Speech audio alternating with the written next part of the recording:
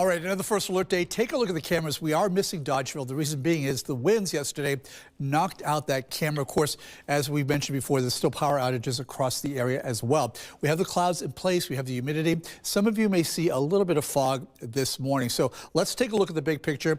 Our last night's storm is now making its way out here towards Michigan, down across the Ohio River Valley. And what we're going to be focusing on is what's happening right over here in parts of Nebraska, up toward North Dakota and Minnesota, Iowa. That is the system making its way towards us.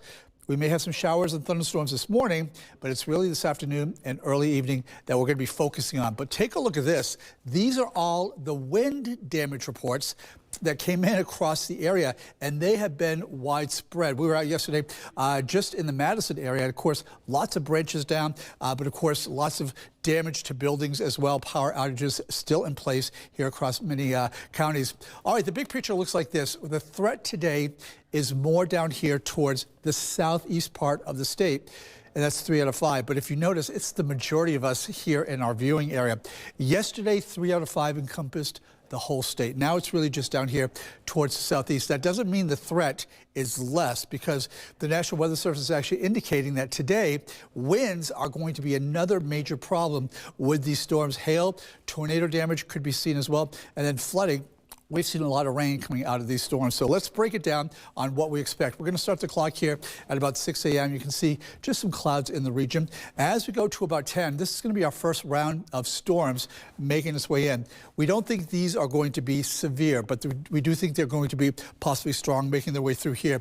Then as we get into the afternoon, about 3, 4 o'clock, notice down here across much of our central and southern counties, this is where we start to see that big threat in terms of tornado, wind, and hail pushing through, and it's not over yet. As we go to 7, most of it still lingers around the region, mostly down here towards the southeast. Now, this is a one forecast model, and of course, as we go through the day, these forecast models do change. We have to see the development of the storms and then watch the track.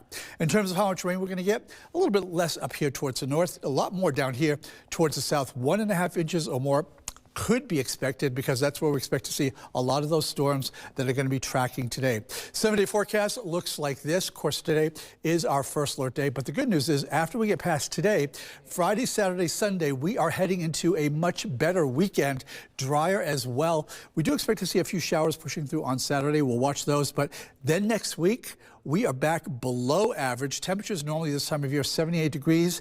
Next week, starting on Sunday, we hit down to the lower 70s and lower humidity, as well as some drier conditions.